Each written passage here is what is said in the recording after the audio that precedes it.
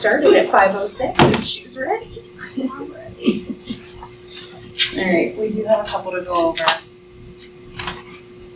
Starting with GBK, which is employee complaints and grievances.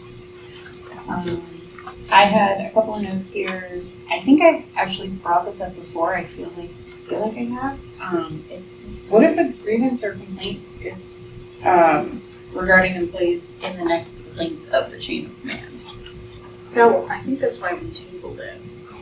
Yeah, the table is aligned with the handbook, which it does, but it doesn't have any statement around complaints about the superintendent. So that's why we tabled it. When we did look at the handbook, it does align with it. Okay. So it's only missing that one component that we discussed last time. One other thing that I didn't see in there, and it's very, very vague in the New Hampshire School Boards Association, but now I'm realizing it is upon second reading here. Again, it's been a bit of a day. I agree. But it doesn't really address anything about like no tolerance for retaliation either. Like if somebody was to make a complaint, there's nothing about like no retaliation. The New Hampshire School Boards Association, again, it's vague, but they do have, and I guess it doesn't actually talk about retaliation, but it says all employment decisions remain within the sole and continuing discretion of the administration and or Board of Education as appropriate, subject only to the conditions and limitations prescribed by law.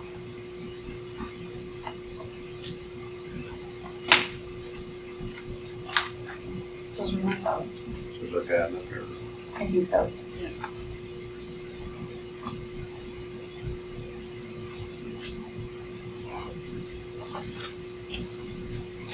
I guess I don't think it's just you. Like, what if there's a grievance or whatever? What if there's a complaint with the principal? Are you saying they have to go to the principal before they go to you? Don't go to me. Does it?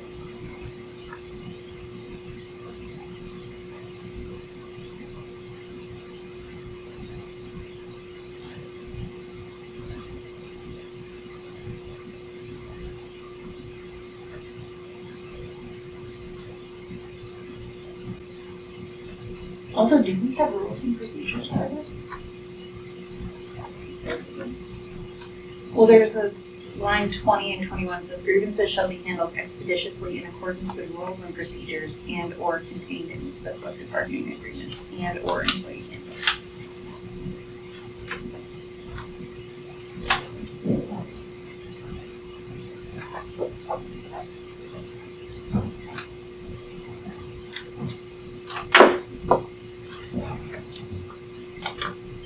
It has. It's been a day. It's been a Tuesday. That's also a day.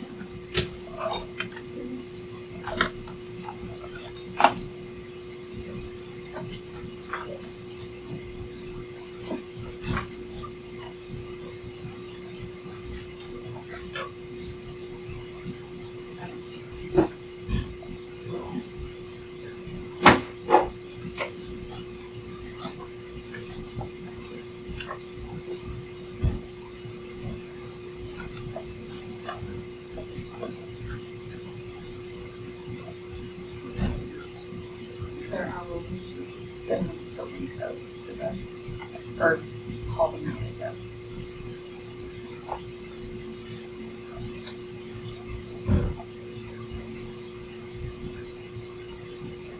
Apparently I noticed a lot more things. Sorry. I don't want to make it more complicated because I don't think the School Boards Association piece around complaints. I don't like theirs either. Right, because it doesn't address, like if it's a building principal, Right. who do you go to, or like.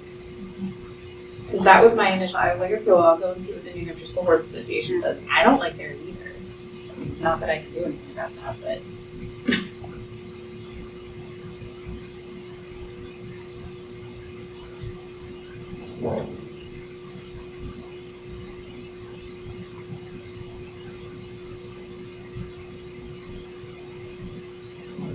So in number 2, say line 13. Yeah. without first having been presented to the building principal unless the complaint involves the principal. I think I'd be okay with that. That sort of allows a little bit more wiggle room, just, Because is the associate principal supervisor the principal? Yeah. Policy.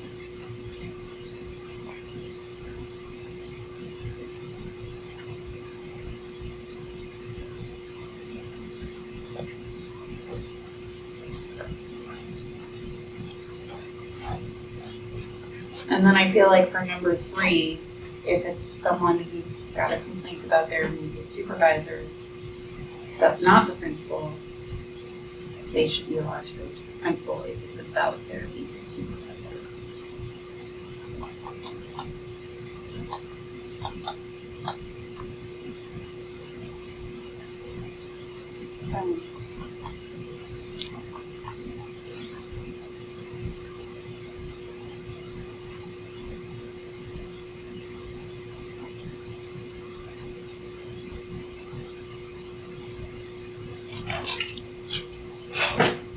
So you suggest some wording on that?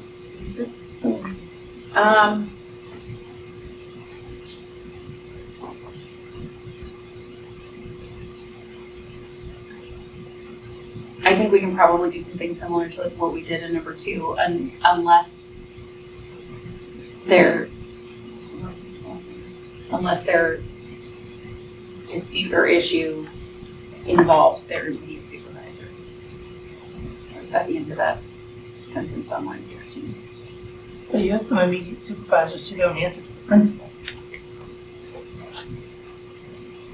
Like food service. But this is saying that the principal will bring it to the superintendent. Right. So if one of the food service workers had an issue with whoever their immediate supervisor is, Mhm. they have to inform their immediate supervisor before it can go to the principal. If they have an issue with their immediate supervisor, they would have to tell their immediate supervisor before they go to the principal. Does that make sense?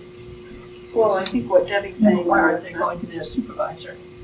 If the issue is Well, they might have an immediate supervisor like the kitchen manager, but the supervisor of food service is Nancy Kate. Nancy Kate oversees all the food service. so you wouldn't go to go to your building you principal. wouldn't go Right. to your building cost. Right. The same with custodians. There's a lead custodian, Okay. and then they would go to the director. Right. Let me rethink that.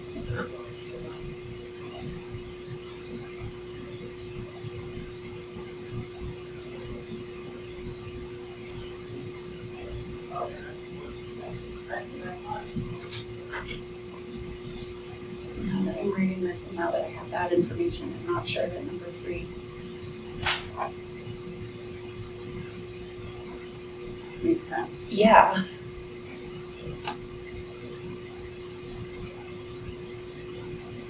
Because I was reading this like any dispute or personnel issue would have to go to the principal. But if it's something that would go to Nancy rather than whoever the kitchen manager is. Right. I'm not sure number 3 actually makes sense. Right.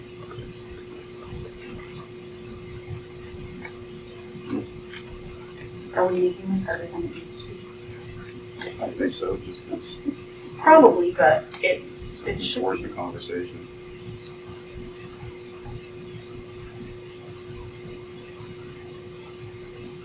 The appropriate administrator instead of principal. Okay. I can get behind that. Where, Rather Instead than of principal.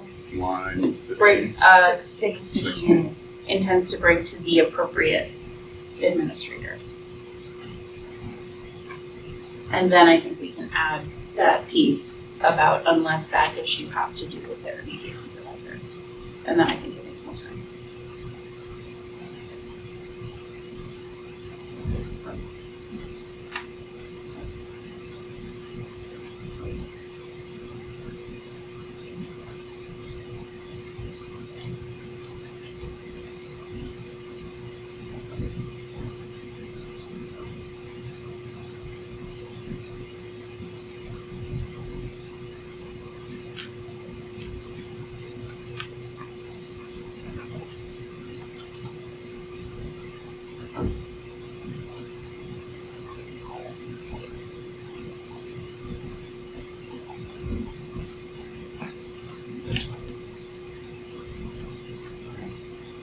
definitely sleep. Okay. Does anybody else have anything else they want to? Alright, then we will move on to the IJOA rules and procedures, which is another one that we had tabled.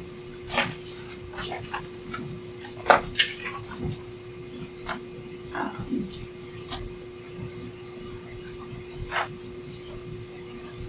think it was tabled to develop language specific to fundraising purposes, which if that was my takeaway, then I definitely dropped the ball there. I did not have a chance to do that. Well, I wondered, this 2.1.6 says chaperones shall contribute equally to the overall cost for overnight travel, blah, blah, blah. Chaperone costs may be defrayed through participation in fundraising efforts. But it doesn't say it has to be clearly indicated that it's also chaperones or coaches. And then I guess I had another question.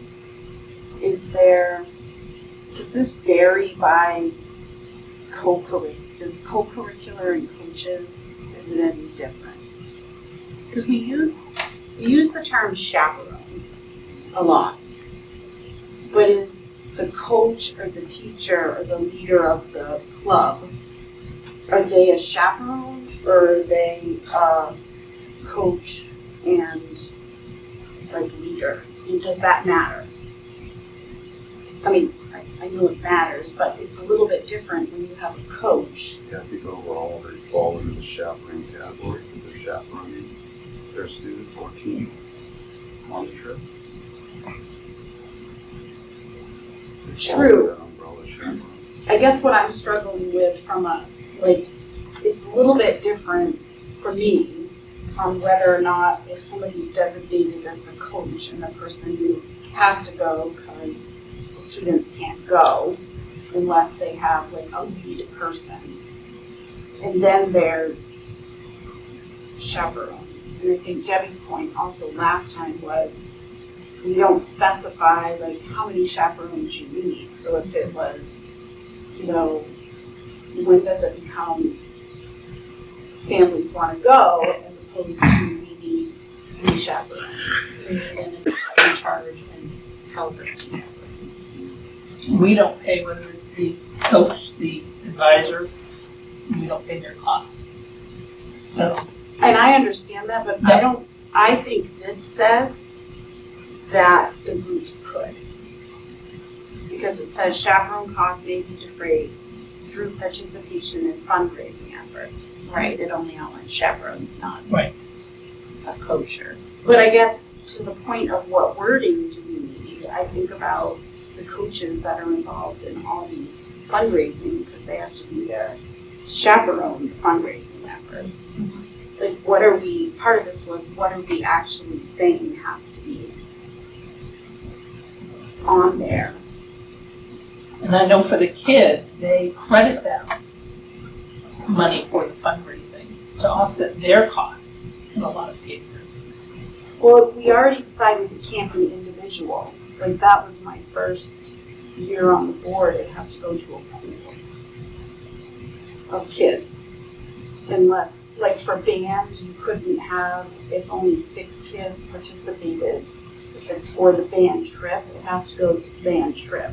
Because that was a whole big thing when I first started on the board. It couldn't be like Michael's kids went and helped fundraise, but mine didn't. So Michael's kids get the $80 and my kid doesn't. We had that whole conversation. It was a big hot button issue because particularly we were talking about band. So unless you're going to designate this as Michelle's fundraising effort to go to Colorado, but if it's for the band, we had to apply it evenly. That was the change. I would guess 7 years ago. It was right as I started the board. Well, because it was, we talked about the senior trip, and that's where it came in, so it had to be for everybody. What if, In 2.1.6, add the words coaches or advisors, so chaperones, coaches, or advisors, costs may be defrayed through participation in fundraising efforts. So we're putting those titles right in there. Coaches, advisors, chaperones, could be parents.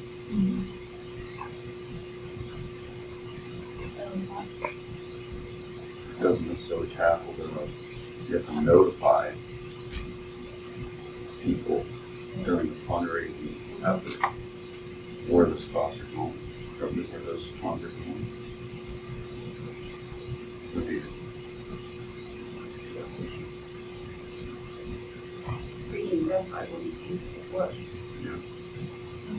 So if we are going to require that, I think we have to change the wording.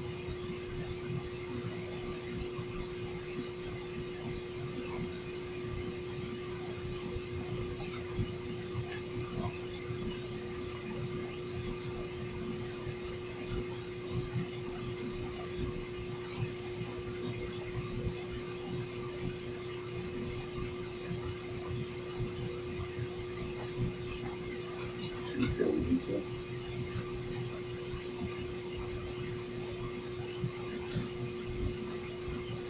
I'll add the additional wording.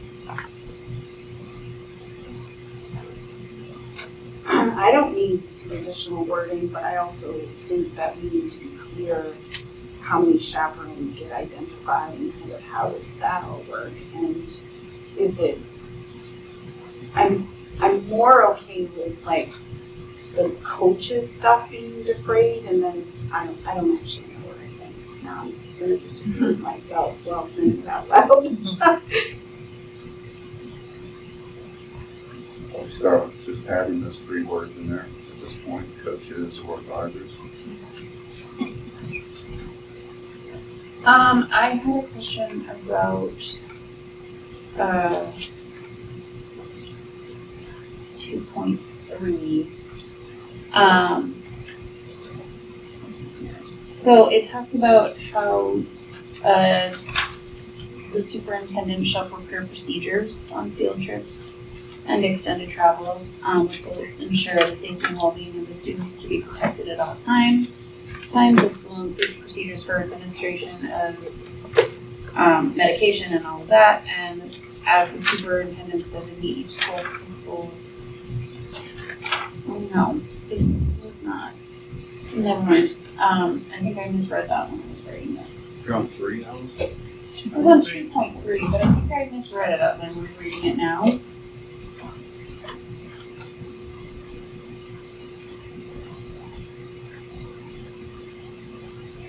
Yep, I definitely misread that, sorry. That's okay, I have something else now. So for, now I am gonna move on to 3. But in 3D3 and 3D4, we, 3D1 outlines who, or 3D1A outlines who the approver is, like it gets approved by the principal, but 3D1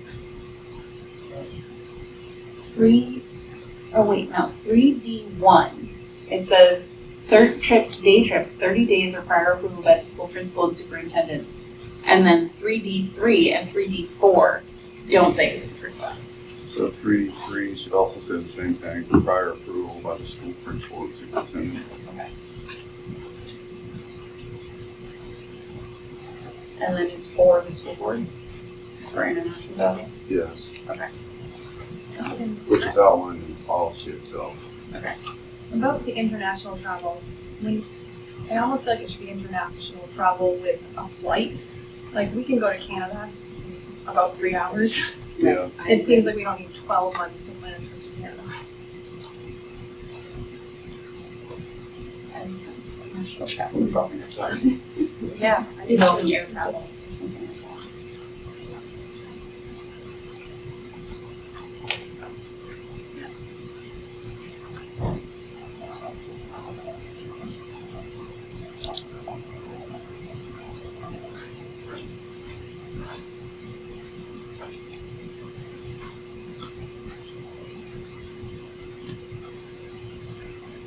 So international travel, what do we want to add up to that one?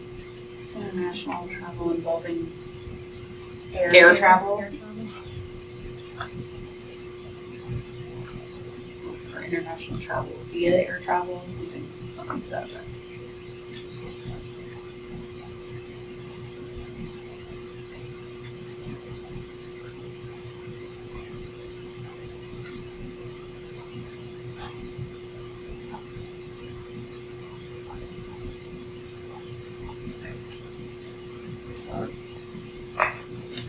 I had a question about 2.2.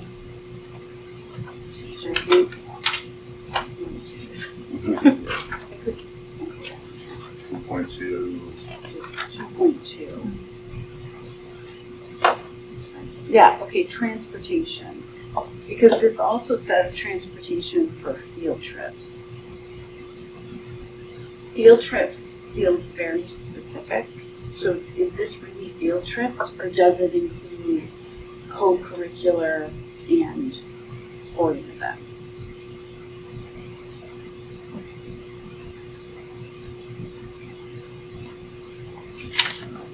And that might matter just because some of the clubs more regularly, thinking of robotics, who, unless it's changed this year, doesn't go by Shaker Regional Transportation. So, You have some other clubs that may Right. use a district vehicle. right. I'm just saying, I think it needs to be not just field trips. What if we just strike through 4 field trips? So it just says transportation. That's fine.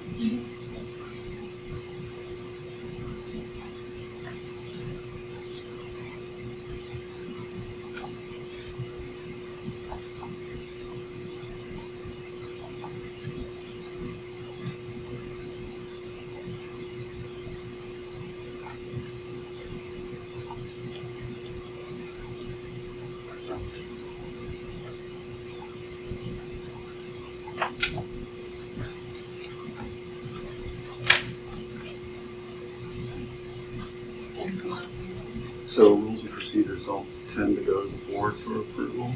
We'll just make those changes. Sure. Anything else on that one before we? Okay, so next is GCG. I agree with the strike through that you have there, Michael. That was all Debbie. Thank you, Debbie. I did look at the New Hampshire School Boards Association version, and I liked the wording, principals will be responsible for seeing that the work of the sub is as effective as possible and will provide him or her with a plan program.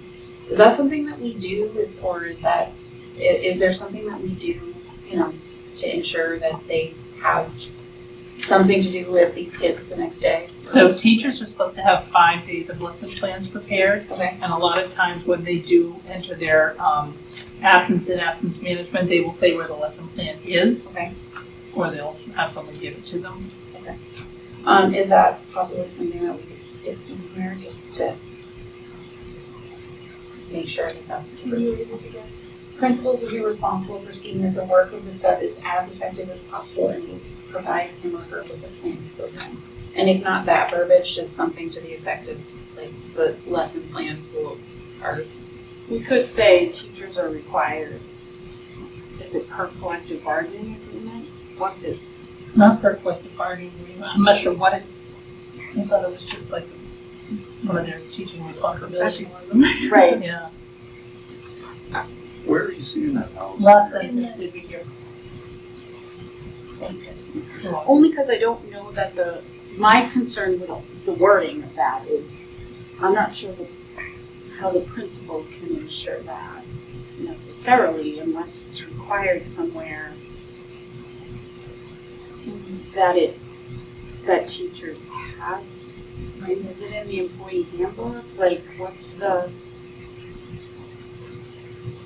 I mean, Not every principal is a sub-coordinator. Like, I don't Right. even go to, my principal doesn't deal with the subs, it's Right. through somebody else, so. It's our associate principals deal with the subs, but in our in our absence management system, correct me if I'm wrong, just that they plug in their lesson plans. Okay. They can, so the sub goes in there and can actually pull those lesson plans right up. I wonder how much that's used. I see it because I get the absence reports, and a lot of times I'll see lesson plans are in my top. Oh, right. I mean, it will say In there, to like let where them to know, or they'll upload things. So there are attachments or there are notes.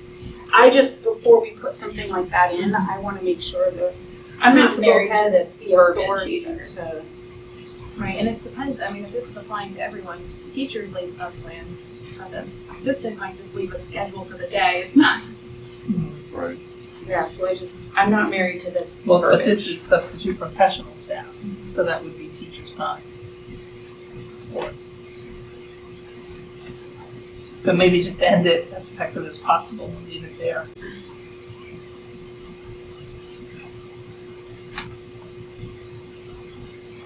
I can be okay with that.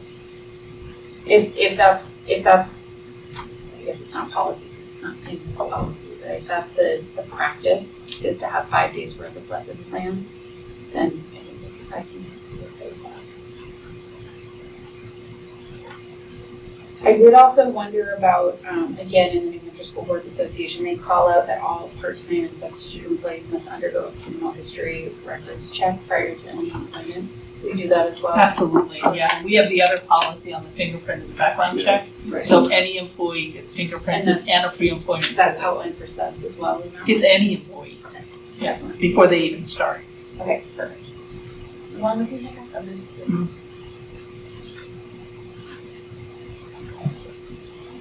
So that is the full board. I think so.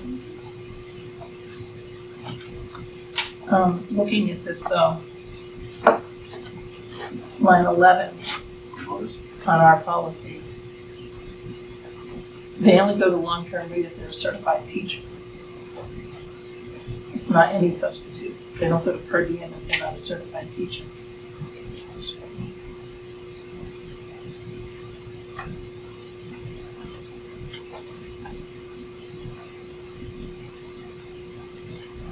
So one substitute is served 10 consecutive days When as, a When certified a certified teacher. teacher acting as substitute.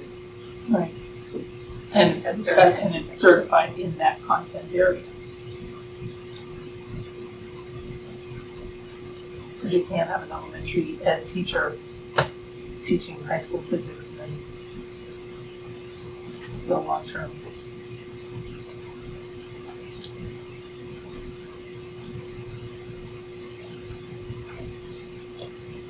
Is there any incentive to be a long-term sub if you're not a certified teacher? Which is Well, the asking. state says we can't have them if it's more than so many days. After 20 days, we're not supposed to have someone who's not certified filling that role.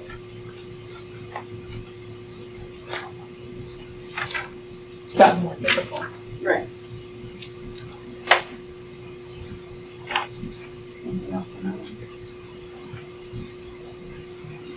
GCID.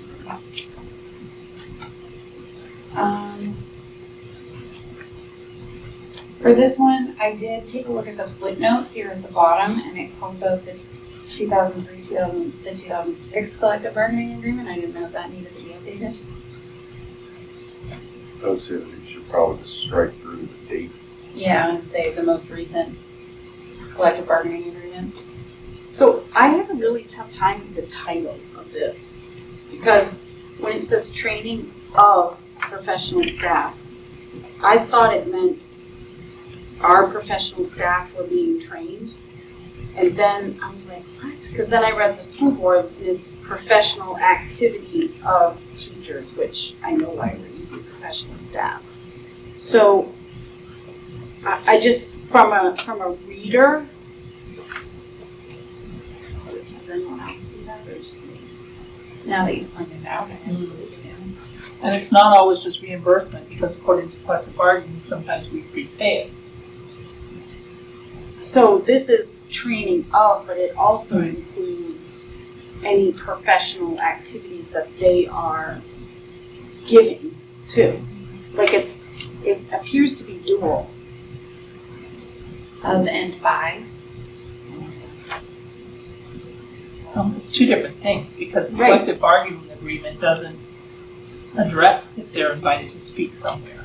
Right, they're two, and it's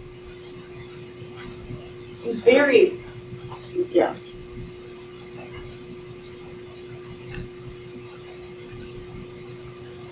I mean, this says, again, I don't like professional activities of teachers, because I know you're trying to frame it as professional staff fully, but it felt like it got at it better than just training. Yeah. Professional development, because if they're invited to speak somewhere, they can count that towards their professional development hours for recertification. What if you, in the title, you call it training and activities of professional staff? Is that and activities? That works for me.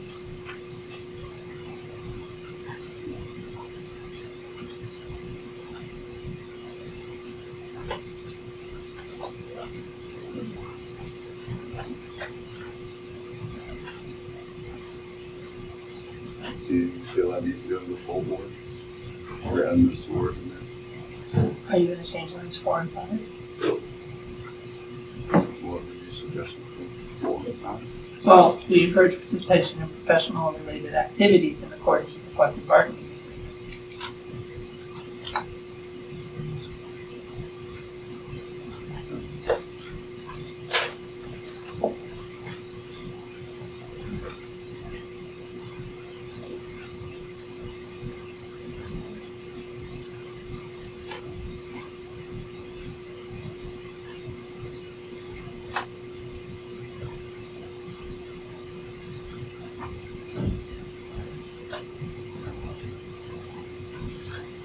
Well, we also have other professional staff that aren't in the CBA, so in accordance with the collective bargaining agreement or as approved by their supervisor and principal. If they're not in the CBA.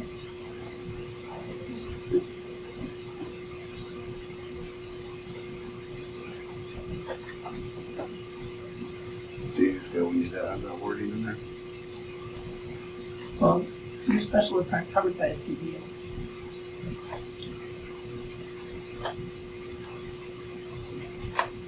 If we get it too specific, that was the case. Or just in accordance with the CBA. What their contract talks about training. It does.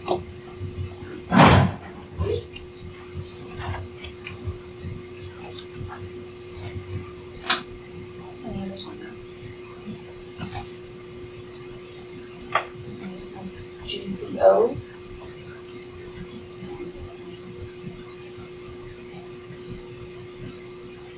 I don't really have anything other than our policy. Very different from the Fisher School Boards Association policy. Very. And I have questions about if it's the same one I have on support staff book. To me, it's are we doing these annually? To the best of our ability. The word all is not accurate. Right. That's so I don't have proposed language. I don't have any of that. But I don't know that as written it accurately reflects. And are we required to do are all teachers every year required to have an evaluation? Not if they're tenured. It's the 3rd year of their cycle. So I just wonder if that, I mean, it begs the question if we're saying all every year, if that's not what's required, we're not. And we're doing it per the, at a minimum every, for those who are tenured. I don't know how to word it, but. So the word annually in here is specific to presenting nominations to the board. That's how I'm reading that. So the other thing that I see here on the New Hampshire School Board Association one is there is a note regarding legislative revisions to RSA 189 1-A,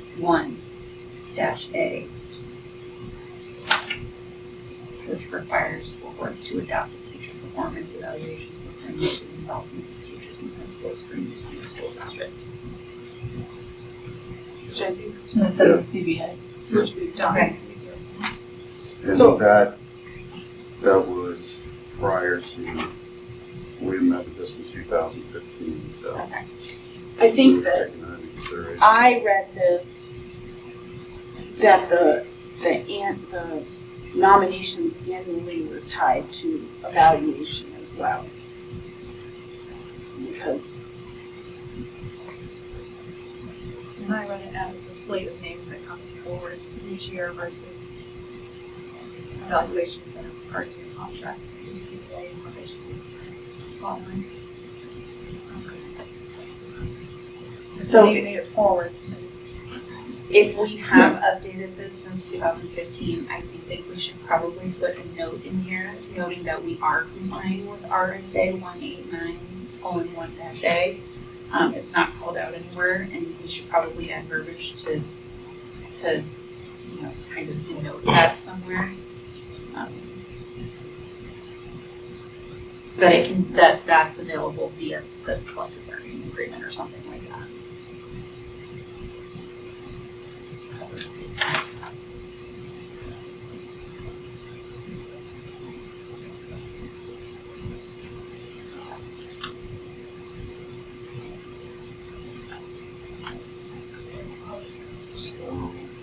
So We could add just a second footnote to it. you can have a second footnote.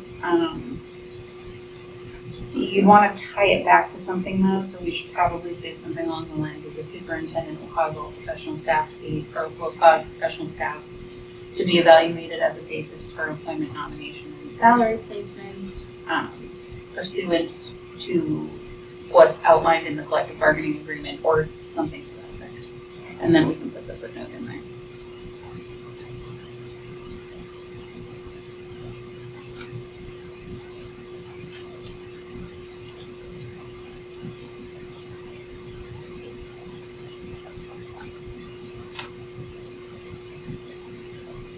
I think we just put the RSA in there because the collective bargaining agreement does not apply to specialists. Okay. They're still considered professional staff or certified. that makes sense. High school psychologists and so forth, social workers.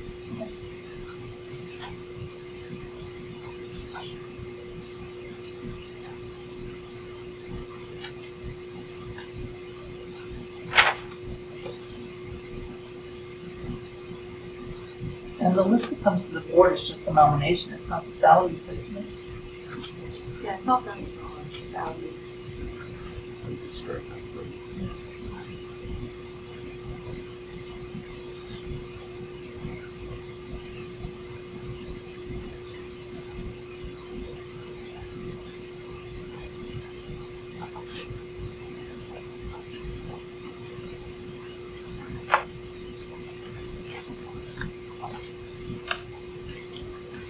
I still think, regardless of how we read it, it's very unclear to me.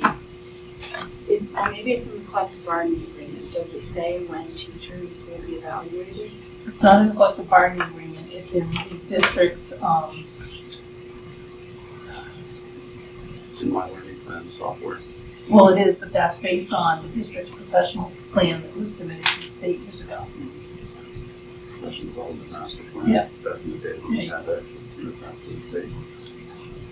It's outlined in there. So all non-tenured teachers are evaluated every year. Once they're tenured, they're evaluated in the year of which they're recertification. And at what point does one become tenured? It's 5 years, so it could be 2 years, 2 consecutive years in a prior school district, and 3 years in our school district, or a new teacher, 5 years. So you can't do 1 here, 2 there, That's 3 consecutive. okay, so 2 and 3. Not 3 and 2. It's the 3 years in Oh, it's, your district. Yeah. okay. So you could do 3, but then you'd have to do another 3. Mhm. Got it. It used to be just 3. Yeah. Did it? It was 3 years. Yeah. So we don't need that in policy? I'm just asking, I know I'm pushing this, but I just, At least it's not me this time. no, I'm just What, the asking. 10-year law? No, but, yeah, the tenure law, like, it doesn't reference any of that, and this is not about, this is evaluation of professional staff. It's not going to the board for nominations, that's my point.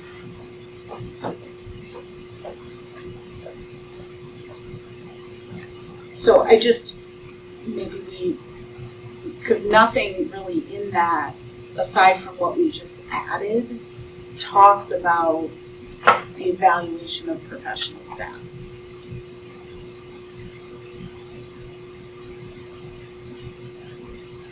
She wanted to reference the evaluation model. I don't know why we have a policy of evaluation of professional staff and then we don't reference what our evaluation is and how Or it, information about the evaluation can be found. I'm just, and I agree, the School Boards Association is very different. Doesn't mean I like that one either. I'm just saying,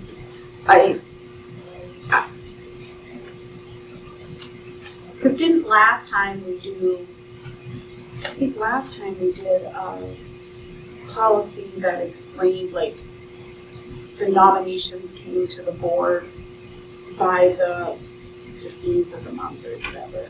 So I'm just not sure how this one differs from what we did last time, except for we just added the RSA.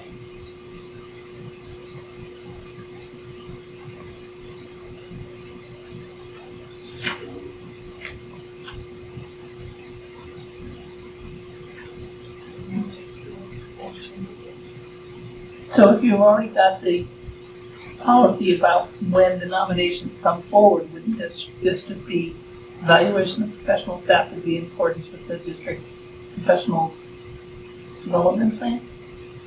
And we should have a link to it. I'm channeling. I love it. I'm sitting I'm here- channeling This has her. made my whole day, Michelle.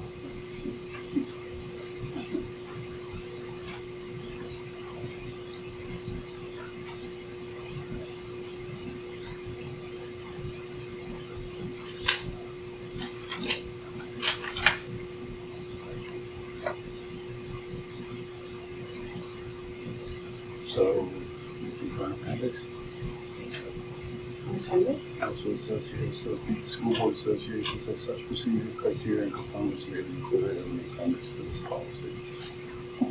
It's a board plan. No, Maybe we're There's on no an link? orange binder. Still right. Hard copy, binder. scan it. Copy with that. Scan the applicable portion of this master plan and link it. Probably. I mean, how big is this thing? It's huge. And what do we do with it?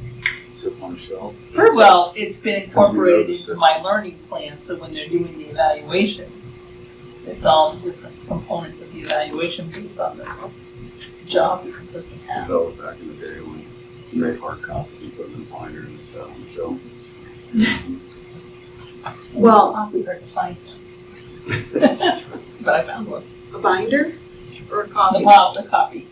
I guess for like Debbie, if you won the lottery and moved to wherever you want to move to, and my like, I'm not Wait. moving anywhere. okay, well, okay, Better that be.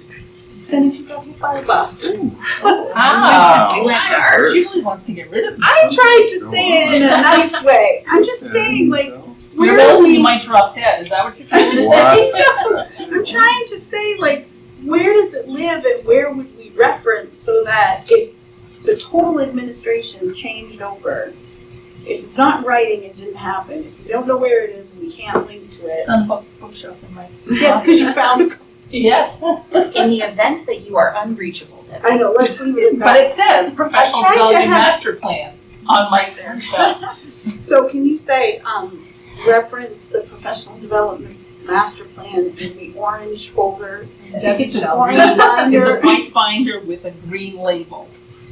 On the on the third shelf that down. Debbie indicated in the policy meeting on. Right. You don't want to win the lottery. You Oh, I can didn't win say I didn't want to win. Okay, you can win the lottery I'm just not moving. and you say I'm out. I'm not, well, They said, in the event that Debbie was unreachable, for whatever reason. I'm gonna come back and haunt my pillow. So it's Exactly, that's true. I believe that. Work on a link. You seem very excited about Call it a seance. Alright, I think we'll leave this one alone now. QC, I didn't have any notes on this one. We're suggesting to amend 1 and 11 through 13. Yeah. That's how it's stated in the collective bargaining agreement. It's really fascinating to me that have we ever, like, we could notify the Department of Education, the certification division. It's in the School Boards Association. Actually, it pretty much mirrors the School Boards Association. That's fine. Just, I was like, These were some interesting ones. yeah, I was like, oh, so we don't have to let them out of their contract. And then if they don't show up, report them to the Bureau of Certification. That's essentially what it says. Huh.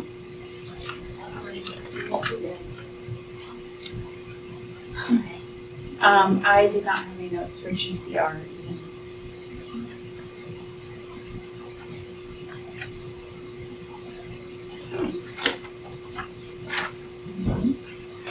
Finally, GDO.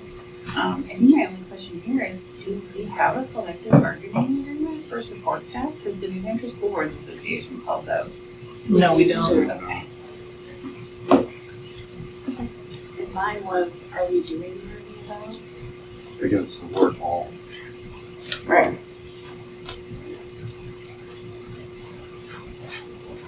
I would say almost all support staff get evaluated every year. Do we have a form and it's like, Is it also in that one master plan that we did? No. during No. this Okay. one? No.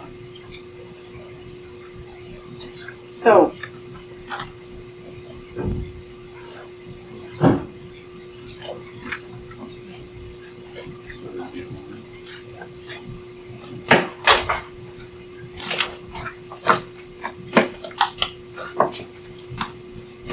I think that's